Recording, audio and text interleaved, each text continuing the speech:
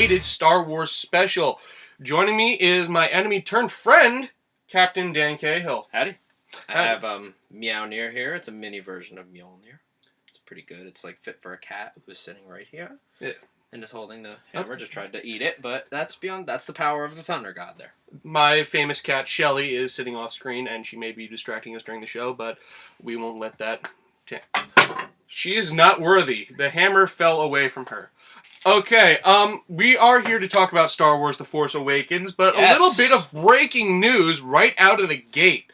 It was announced like a couple hours ago. Not even. That Star Wars Episode 8 has been moved from its May 2017 release date till December 2017. And like the rest of the universe, the collective reaction was, no! It was more of a no. Stop it with the prequels, but Dan, what are your thoughts?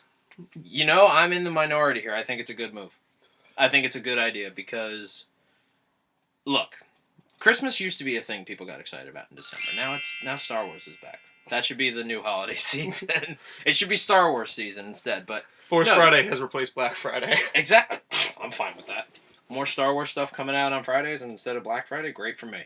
No, I think it's a good idea because if it comes out in May, it's going to have competition from, like, Guardians of the Galaxy, whatever, Fast and Furious 10, 15, 25, a new Batman movie possibly, Superman, I don't know what the DC is going on right now, but it's got a lot of competition in the summer. In the winter, it has no competition because, let's face it, Avatar 2 isn't coming. That's another point. Avatar 2, it doesn't have any official release date, but so far that's the only competitor for Star Wars Episode 8. Which isn't going to happen. I mean, why would Disney move what's bound to be their biggest movie of the year to compete with another movie that they have a stake in because they're opening Avatar Land in 2017? Why would they move the release date of Episode 8 to when Avatar 2 opens, which is right around the time of the park opens? That means Avatar 2 is not coming. Simple as that. I mean, if Avatar was coming, they wouldn't have moved it to December because they wanted people to see Avatar, so they come to the park. I see Avatar 2 as, like, the long-awaited 6th book in Game of Thrones. It's Half-Life 3 and movie They keep telling you that it's going to be coming soon. Oh, just a little bit long. And then James Cameron dives to the bottom of the ocean. James Cameron is busy trying to save the world, and that's pioneer. That's not even a joke. But I agree. If they need a little more time to even, like, make the movie better or, like, flesh out a story for it, then take all the time you need. 7 months is great. 7 months is perfect. You can do a lot with 7 months. Yep. Like, that's the difference. It won't feel rushed. It'll feel like they'll actually have enough time to actually flesh 7 months could be the difference between Rey being a... You know what? We're not going to get into spoilers There will be spoilers. Don't worry. Oh, yes. We are going to take this time to tell you there will be spoilers in this video. He'll let you know. It's been a month. We'll give you a warning that if you want to tune out, then... Please don't tune out. We love all our viewers, but if you don't want the movie spoiled for you, you haven't seen it yet, not judging you, then that will be your time. Right. For now, we're just going to do a couple spoiler-free things, and that includes throwing to a video shot with the Flick Check team immediately after viewing the movie on December 17th, 2015. Roll it! Well, my immediate reaction was that I shall promote myself to General to follow the steps of my dear friend Leia. What did you think, dear? Think of the movie. Did I? Good. Oh, well, I like your costume. Thank you. I needed a disguise, so I just kind of threw on these ears, and everyone was like, oh my god, I can't believe, you died in the last movie, and you're seeing this one, this is all cool. Well, and I fooled them with my thing. But I really, really enjoyed the movie. Yeah. Since I'm with all these Flick Check people, I kind of know how basic movie structure goes, so not everything was a complete surprise. Okay. But, it was a lot of fun.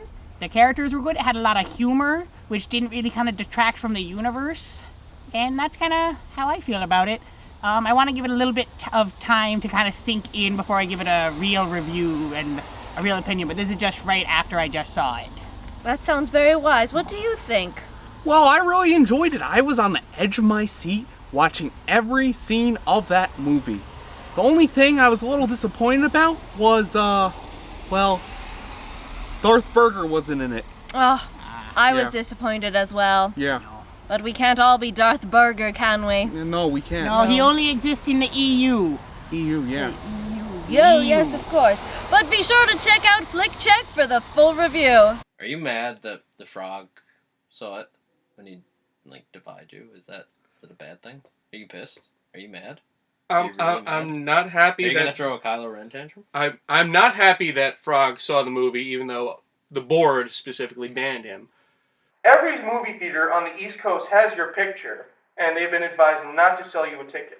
But I thought I wasn't in trouble. You're not in trouble with me. However, the board received a letter from a 7-year-old girl in Dallas, Texas, who wanted to build a snow cowboy and couldn't because there was no snow like you said there'd be. Snow cowboy? Yes, a snow cowboy. So is that like a snowman with like a Tony Romo jersey? Not the way his season's going. But let's let bygones be bygones. And I wasn't on maybe that board. buy frogs. Take that whatever way you will. Okay, let's get into our reactions, and I'm going to let Dan go first. Well, okay, the first time I saw the movie, December 17th, the Thursday, I cried from the moment it started. I loved it. I really enjoyed it. I loved it a lot, actually. I think it was a welcome return to Star Wars. I think J.J. Abrams was the right person to do it. Like, to bring in the old crowd and show them that, okay, series is in capable hands. But also bring in the new crowd by giving them what they want, which is action and really, really, really good characters. And humor. There was a lot of humor. It was the funniest Star Wars movie I've ever seen. It wasn't that trying to be forced humor that George Lucas did. Oh my god. Like with Jar Jar farting. Jar Jar didn't fart. Jar Jar stepped in the poopy. That's what he says. Yeah, we don't know. I don't care. Means I care about Jar Jar. No. Well, yeah. Jar Jar is the key to all this, remember. That's what George Lucas said. Those are his words. His exact words were Jar Jar was the key to all of this. That he was a funnier character than they've ever had. Poe Dameron was funnier in one line than Jar Jar was in 3 movies. Yes, that... I think... yeah. Agme! There you go. Now you're Okay, Poe Dameron... we didn't see much of him in this movie, but he's already, like, my favorite character. Just based on his introduction alone. When Kylo Ren's guards... No, spoilers. Spoilers. This isn't a spoiler. It's from the first 5 minutes. Kylo Ren's guards, like, force him to get down on his knees and, like, look him in the face. And there's this silence between them that, okay, there's tension here. But he just cuts through it with a blaster. Well, so what happens first? Do I talk first? Do you talk first? That just kind of set the tone for me. I can't really hear you through all the apparatus and stuff. Yeah, like, he can't hear Kyle, like, with this all over your face. That just set the tone for the character, and in a way that it's not goofy, this is the best damn pilot in the galaxy. Well, that's another, yeah, I mean, I knew exactly who Poe Dameron was, and from that line alone, I'm like, okay. He could be the new Han Solo. He is the new Han Solo. Okay, and, I think in order for us to go further... Yeah, I really can't talk about the movie without spoiling it. Ladies and gentlemen, 1, 2, 3. Spoiler alert! You said you'd do it with me. Okay, nope. From this point on, there will be spoilers, so if you don't want the movie ruined for you, please go look at Screen Junkies. They have good stuff. Or watch the trailer for 10 Cloverfield Lane. That looks pretty good. There's a lot of people saying that the story beats are the same as A New Hope. Which they are. They are. There's no denying that, okay, we're going to follow some of this. And, if it's not broke, don't fix it. Like, it worked. It works in a way that, it's okay, it's a little too derivative. I will give it that. Like, some things in it some things you can't really do. It's a basic, it's not so much, okay, saying this movie is too derivative of the original Star Wars is like saying Star Wars is too derivative of Flash Gordon and the samurai movies that George Lucas grew up watching. Which it is. That's the point, yeah. Yeah, that's the point. They're paying like homage to those movies, and that's what. But it doesn't get distracting at all. No. JJ has made this kind of mistake before. If you've seen Star Trek Into Darkness, you might as well pop in Star Trek II Wrath of Khan, because same story, same lines. I have never seen Wrath of Khan, so I think Into Darkness. If you want to cry, like if you want to cry... I've seen that scene. Don't worry. I've seen... Well, this is spoilers. I've seen when Spock dies. Yes, See, I didn't watch Star Trek, so those characters don't really, like... We're not here to start a Star Trek war. Although I'm not too excited for Star Trek Beyond, but that's a horse of a different color. There's a lot of beats that echo A New Hope. Like, okay, a young person on a planet where there's not much excitement suddenly is thrust onto this adventure, finds an old mentor who dies. Yeah, that's the big spoiler, isn't it? Yes, I will say that when Han Solo died, I yelled out, "No!" Like in the theater, not like loud, obnoxiously, not on a level that no one else was. Like I was like, "No!" Like, and I cried. I cried, not even manly tears, like bawling like a baby, because Han Solo, he was my childhood. I knew it was coming. Like, I could tell it was coming just by the way they were. No, you know what? That's wrong. I knew it was coming because I was spoiled. But that's beyond the point. It's still the lead up to it. The lead up to it doesn't paint a pretty picture. When Han Solo gets on that catwalk, you have to realize that he may know that this is the end, that he's going into this with the mindset that if he doesn't bring his son back with him, then he's not going back at all. So he has to try for Leia. Leia asked him to try. He wasn't gonna. He was full on like, he's gone. He's like not her son anymore. He's gone. He's done. He's too much in the dark side. But Leia's like, just try it, Han. And he's like, okay. So he's trying for her. He's not doing it for him, I don't think. He's not in it for himself, because... But then and this is what I really love. Like, the way Harrison Ford's character comes back into this, it echoes the Han Solo of A New Hope, where he's that smart-alecky smuggler. Just older. Just trying to get out of trouble, when we saw him progress to a war-torn general, like, towards the end of Return of the Jedi. Yeah. And he was like, okay, I'm doing this for my team.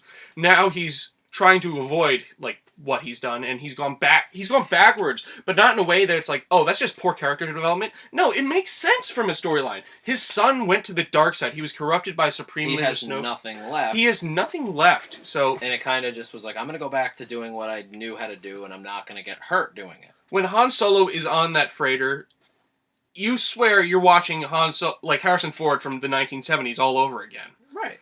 Like... He had fun with the role. Harrison Ford hasn't had fun with a role in so long. He didn't even have fun in Crystal Skull. He hasn't had fun in a long time, and he actually seemed like he was having a blast doing this. I haven't seen him talk this positively about a movie he's been promoting for. I've never seen him talk this positively. Like, I think one of the best, like one of the moments that really sold that Han Solo's back, when he's confronted by these gangs, which he owes money. Conja Club. Good. Nice to see you! What was the second time? I think we want to get to one of the, like, two bigger questions that have left people wondering about after this. I have a lot of questions. We'll get to those, but let's start off with the big ones. Number one, who is Supreme Leader Snoke? I think he's an original character. Thank you. I think the whole Plagius argument is the stupidest thing I've ever heard. I would say that's one of the more plausible ones compared to what else we've heard. Look, if they I don't think he's Plagius. If they did that, I'd be fine. I would be like, okay, you're kind of doing what people want you to do, and you're just doing fan service. It feels like an easy way out. Instead of creating a new character, they're going with this pre-existing character who... Surprise! No. Yeah, I think that's stupid. There's this, in some of the build-up comics to Force Awakens, there's this character who, he's an agent of the Empire, and he recognizes the faults of... I didn't read it. I didn't read it either, but I read the theory. Oh, I didn't. He's called the Director, I believe. The Inquisitor. No, it's not the Inquisitor. That's from... Oh, that one I actually know. From this lead-up comic, he's called the Director. And he kind of points out a lot of the problems that why the Empire fell, why he saw it coming. And it kind of hints that maybe this guy becomes Snoke. And if that's it, I'm good with that. But I can tell you at least two people that it is definitely not. Number one, it is not Jar Jar Binks. That is stupid. There you go. Because, Thank you. Okay, you know, this whole theory of Jar Jar Binks may have been a Sith Lord the entire time. It's an interesting argument. It's kind of... They have some good points. It doesn't mean that he's Snoke, and it doesn't mean that the argument itself is even true. Can I talk about that for a second? You can absolutely. Darth Jar Jar. That was a joke that went too far. I remember when that got posted. That was a total joke. Like, people were like, this is the funniest thing I've ever read. It was a joke, and then people started running with it. The guy who wrote it, I'm not sure, he was joking around. Like, I wrote something stupid. I have a theory that Darth Vader, because Anakin Skywalker can see the future, obviously, that he's cock-blocking Han Solo. That's his whole mission in life, is to cock-block Han Solo. That's the type of theory that it's not true. It's like, everyone knows it's not true. It's an interesting read. It's funny. It's being a fan. And it does have. funny. It is kind of funny. Yes. He'll link it, hopefully. Why not? You can't upvote it, though, because it's too old. But that's all right. Whatever. The point is, it's fun. It's not Jar Jar Binks. No. Snoke is not Jar Jar Binks. No.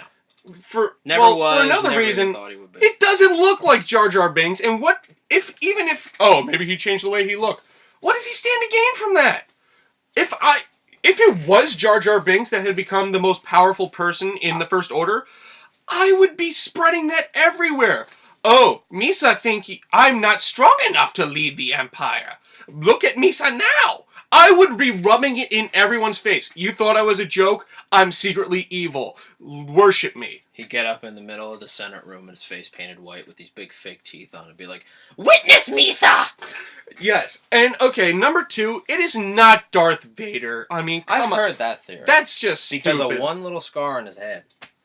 It's the stupidest thing. By that theory, Dan and I are the same person because we both have noses. Exactly. I mean, I could see the little line right here that you use to mirror things. But... Yeah, for all I know, Dan is another character that I'm playing. The point is, it's not Darth Vader because that character's arc is over. If they bring in Hayden Christensen as a Force Ghost, I wouldn't be happy about Hayden Christensen. You know what? I'd be fine with it. It would keep in continuity, yes, but I don't think Hayden Christensen is a great actor, but that's not the argument here. If they want to bring in, like, Anakin Skywalker's Force Ghost, that's a whole nother thing. But it's not Darth Vader. That doesn't make any sense. I think it's an original character who's been around since, like, for thousands of years, living off the edge of the galaxy, waiting for the opportune moment. I wouldn't be surprised if that was it. I think that's it, and I think that's fine. I think that's perfect. We don't need... Look, Star Wars is not supposed to be overly complex. It doesn't have to link to everything. No! Not everyone needs a backstory. Looking at you, Wikipedia. Okay, now... The EU, which I'm so glad is gone. Now let's get to the one mystery that people should be focusing on. Which we didn't talk about. If I were thinking of the same thing, we didn't talk about this character a lot. No. But well, yeah, anyway, continue. Let's talk about her. I loved her. The girl. Rey. Rey. You didn't even say her name. I had to say her name. Who's the host here, Andrew? Yes, Rey. I loved her character, Daisy Ridley, for her first movie. I mean, that impressive as hell. Like, how great her performance was. Like, she really, like, grew as a character as it went along, and she just kept your emotions invested in her. Like, that was an amazing performance, and I look forward to seeing more from her. Yeah, I think she's fine. I think she's the perfect fit for Rey. I can't envision anyone else being Rey. It's kind of the same way you can't see anyone else being Luke Skywalker at this point. It's Mark Hamill. Like, that's... I can't see anyone being Finn. Finn is John Boyega. I mean, Kylo Ren is Adam Driver, obviously. I can't picture anyone else being him. This is, like, what's great about Star Wars. Once they get an actor for a role, it becoms who they are. That was the problem with the prequels. Anyone could have been those characters. Yes, except for Ewan McGregor. He could have been He was Obi-Wan Kenobi. Ewan McGregor, like, was one of the saving graces. One of the few references they brought back into Episode 7 from the prequels was Ewan McGregor's voice. And that kind of brings us back to the main question. Who is Rey? Where did she come from? Who is she related to? Now... I want to hear your theory first, and then I'll give you mine. I've heard a number of theories. The most common one is that she's related to Luke Skywalker. I wouldn't be surprised if that turned out to be true, but I just don't see it happening because why would he hide her? Like, Well, he would no. hide her to protect her from Well, Kylo Ren if he was yes. training her, but I same don't time. I don't doubt that Luke Skywalker knows who she is. Like, there's definitely I don't doubt that anyone knows who she really is. But I don't think I think Han Solo didn't know who she was. I think Han Solo But Han Solo did. just didn't care. I think Han and Leia knew who she was. Leia, yes, but she But could sense it through the Force. She's not related to Han or Leia. I can She's not their guarantee that daughter. much. Yeah. Because why wouldn't they tell her? Why wouldn't Han Solo tell her, knowing that he's going to die? Why wouldn't Leia say, "You have your mother back," or anything like that? Welcome home or What something reason like that, would yeah. they have to hide that knowledge from her, or even the audience? Like, it would have been brought up in conversation, like when Han and Leia are back together. I found our daughter too. That's I found not, our kids. He mentions his son, and it's Yeah. only their son. They There's have one no kid. reason for them to keep that information from each other, let alone the audience. Right. So It makes no sense. So you can cross Han Solo off that list. I'm not sure if I don't think she's a Skywalker because I don't think know. I know where you're going. I With don't. your theory. I don't. I do think that there is a pretty good chance she could be related to Obi-Wan Kenobi. Here's something that Tumblr, a friend of mine, brought to my attention through a Tumblr post. Shout out Anika, who you saw I was earlier about before. to say I had a feeling it was her. Yeah. You're no queen of mine. Rey has a British accent. Who else has a British accent? John Boyega, he's a British actor. Why doesn't he have a British accent? I think that is kind of a deliberate choice that Rey got to keep her accent. Like, maybe she is related to Obi-Wan Kenobi. Like, It's one of those theories I can buy. Well, if it happens, I'll buy it. I mean, maybe it's a granddaughter. Like, there was a number of years between Revenge of the Sith and A New Hope, in which What was Obi-Wan? what was Obi-Wan doing? He could have, Just around in the desert. yeah, like he could have started a family around that time. Like, there's no Jedi Order to tell him not to get attached anymore. Right. So he could have And in been off the doing anything. cartoon, which is canon, apparently, he fell in love with this woman, and he was like, I would totally leave the Jedi Order if you asked me to. So he's not that, like, staunch in his beliefs, I think. So I can see that happening. Here's another. Actually, you know what? Tag in. Oh, my turn? Okay. Yeah, I want to hear one of your theories. I don't think she's a Skywalker or a Kenobi. I think that's too obvious. I think that way is too obvious, and they need to, like, have a twist. They have to have a twist, sadly. They don't need one, but they kind of want to go with one, I'm sure. At this point, you kind of see one coming. Yeah, and I think them revealing that, oh, I'm your father, and it's Luke saying that, it's like, okay, we knew that. We could kind of tell. The internet knew on December 18th. Yeah, exactly. Like, everyone who saw the movie was like, oh, it's Luke's daughter. Like, it's so obvious that she is. But I think that's an intentional, like... Red herring? Yes, I think it is. I think she's more so... She's less of, like, someone's daughter than more... Like, she was created through the Force to bring balance back to it or In something. a similar vein to Anakin. Exactly. See, Anakin was created by Palpatine and Plagueis, apparently, if you believe that stuff. Like, they meddled with the Force so much that the Force created Anakin to bring balance back to it. That's official. That's canon. So, I think she's similar to that. I think she's like a living embodiment of the Force. That's why she was so strong with the Force, like, immediately. Like, once As soon as Kylo she Ren saw popped that- that in her head. Yeah, as soon as she figured out the Force was real and she, like, got a little taste of it, bam, she's suddenly better than everybody. Which might have been a little... It's almost like the Dark Phoenix in X-Men 3. Not that I'm comparing, like, anything. Not that I even That's acknowledge fine. that. I know what exists. you mean, though. But, like, yeah, She's there was a something little, hidden and she's a it little got unlocked. OP. Let's put it that way. What if she's related to somebody that was on the dark side in the original trilogy or the prequels, but then was saved by Luke and put on Jakku to keep from whoever that was? But who? Who That- could it be? Because That's the one thing that really kind of stops it. Like, who could it be? Dooku was too old. Darth Maul is... Dooku was old, but I wouldn't say that keeps it from being him. God knows who he was related to. Maybe like a descendant down the line of Dooku. I don't think it's Darth Maul because Darth Maul was red and black, and he's still Darth alive. Maul was of a different species. Safe money is way too much on Skywalker. I don't think Finn is related to anybody. Finn doesn't have to be related to anybody. Finn is if they keep Finn as somebody who was a nameless stormtrooper that got tired of the system and chose to rebel, I think that's a better story. Not everyone in Star Wars has to be related. I mean, right. Who's Yoda related to, for that matter? Nobody. Yoda is Yoda. Thank you. Yoda just Finn can just be Finn. Snoke can just be Snoke. There's room for original characters with no previous ties in this series. Like Poe. Poe's parents were introduced in a comic book. Yes. Poe's an original character, and I'm fine with that. Is Kylo Ren going to be redeemed? There's one. That's a good one. Can he be? By the way, the whole scene where Han Solo touched his face, totally improvised. Wasn't in the script. That's the magic Harrison Ford, why he's my absolute favorite actor of all time. Yep. Love you, buddy. Can Kylo Ren be redeemed? I almost said Kylo redeemed. That's fine, you can. Kylo redeemed. No, Kylo redeemed. I wouldn't say it's outside the realm of possibility, but I don't think that it's going to happen. Do you want him to be redeemed?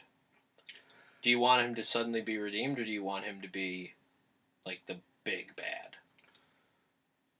Would it mimic Darth Vader too much if he got redeemed? Yes. I feel like if Kylo Ren was going to be redeemed, it would have happened. If they intended down the line for Kylo Ren to be redeemed, he wouldn't have had such an internal struggle in this movie. Like, there's the moments where he's like, I don't know if I can do this, grandfather, guide me.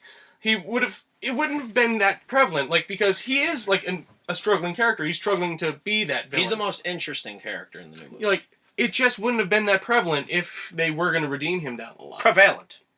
Like, so, I don't doubt that he's probably going to die by the end of the trilogy, but I don't know if he's going to get a hero's death. Nope.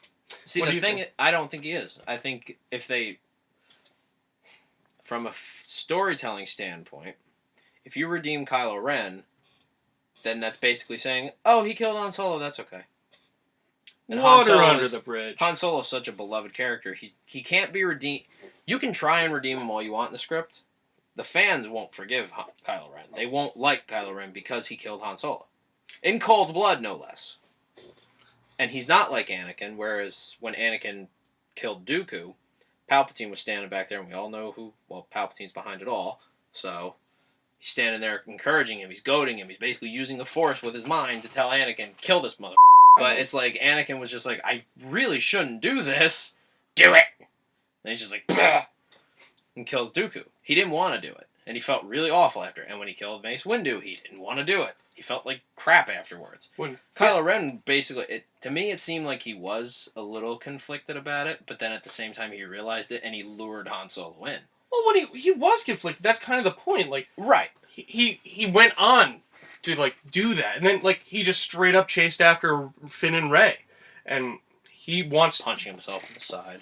That's how great Adam Driver is in this role. He was really committed. Feeding off of the pain for the dark side, because the dark side feeds off pain. Traitor! Going back to Kylo Ren, I think they're going to kill him. I think he's going to be, like, the big bad. I think he'll probably, like... There's no doubt he's going to confront Luke. There's going to be a confrontation between him and If they don't confront each other, I'll be pissed. I will be like, that's a cop-out. I want to see those two fight. It's kind of like, and I hate to bring things always back to wrestling, but it's kind of how they set up Triple H and Roman Reigns. If they don't have a fight, what's the point? What was the point of that? Make Kylo Ren look really strong. Okay, you know what? That Wookiee bowcaster, which was awesome, finally getting to see it fired, blew people away. It blew people like 20 feet away. Kylo Ren got shot in the stomach with it, and he just stood there. He didn't move. He just was like, oh my god, that looks really strong. He looks really strong there. Kylo Ren is the Roman Reigns. Kylo Ren is... I think Luke lives. I don't think Luke dies, no. Because they already sacrificed an original trilogy character. I mean, it's not outside the realm of possibility for Luke or Leia to pass away. But I just don't think... If Luke dies, it's not going to be in Episode 8. I could say that It'll be 9. It'll be it would be in 9. I don't... Actually, you know what? I take that back. I don't think Leia is dying. I think they can't kill off Leia. I think Leia is too much... Leia is very much the heart... like, part of the heart of Star Wars. So is Han. There's a lot of hearts. There's a lot of hearts. I don't think they're killing off Chewbacca, though. No. They wouldn't give you... I thought they would at the beginning because Peter Mayhew is really old and can't walk. No, but now they got a new guy. Yeah. And Peter Mayhew was watching him the entire time, basically like teaching him how to be Chewbacca. So I think they're gonna keep. I think Chewbacca lives, which is fine. I'm cool with that. I like seeing Chewbacca. Right now, And, yeah. Here's before we close out. There's a couple more things I want to get to. Yes, there is. And wow, we are at 30 minutes already. Because it's Star Wars. It's Star Wars. It's amazing. I want to ask you this: what are some things that you absolutely want to see in Episode 8? I want to see who Benicio del Toro is playing, and I know I'm going to find that out. I want to see what role Benicio del Toro has. Is he a Sith? Is he a Jedi? Is he? There's no way he's a good guy. He's a villain. Well, yeah, he's a villain. That's what I meant. Is he like a dark Jedi? Is he a Sith? Is he a stormtrooper? Is he a First Order guy? A bounty hunter? That I want to see, and I've been told by a number of industry professionals that it's kind of likely. I want to see Billy D. Williams back as Lando Calrissian. Come on. Coolest cat in the galaxy. You gotta have him back. He's got to be back. I mean, he destroyed the second Death Star. He's not gonna fade away into obscurity. I wouldn't be surprised if he's still involved in the Resistance. maybe he's leading a resistance faction elsewhere. Cluster of the Resistance. Yeah. I don't think Lando's far removed from everything. I highly doubt that Return of the Jedi was the last we've seen of Lando Calrissian. I hope not. Because that's a well waiting to be tapped with so much more potential. And it makes sense because he didn't come in until Empire Strikes Back last time, so he would come in the second movie of this trilogy. You'd never even heard of him. They mentioned him not at all in Force Awakens. So they can. I think he'll be back. Maybe like a throwaway line from Akbar saying General Calrissian is leading the Force against Hoth or something. Leading the Resistance on Hoth, yeah, or something like that. It's a throwaway line would be fine, and then if they had done that in the episode, maybe it's one of the cutscenes that J.J. Abrams cut out.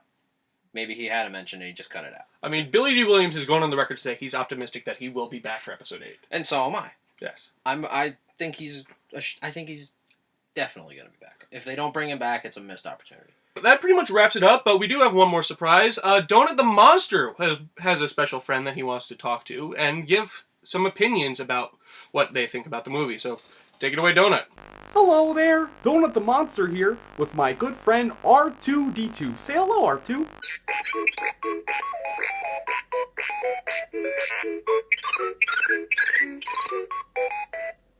Well, that was the longest hello I've ever heard, but congratulations! You did a great job! You have a wonderful voice. Yes, you do. But anyway, R2, how does it feel to be a big star in a new, great Hollywood blockbuster? I was really impressed by the puppets in Star Wars The Force Awakens. Especially with the new character, BB-8. No, not you, R2, I'm sorry, you're not a puppet. You're right, nope, you're not. I see. And, wait a minute. La la la dum dee dum dum Wait a dee minute. dum.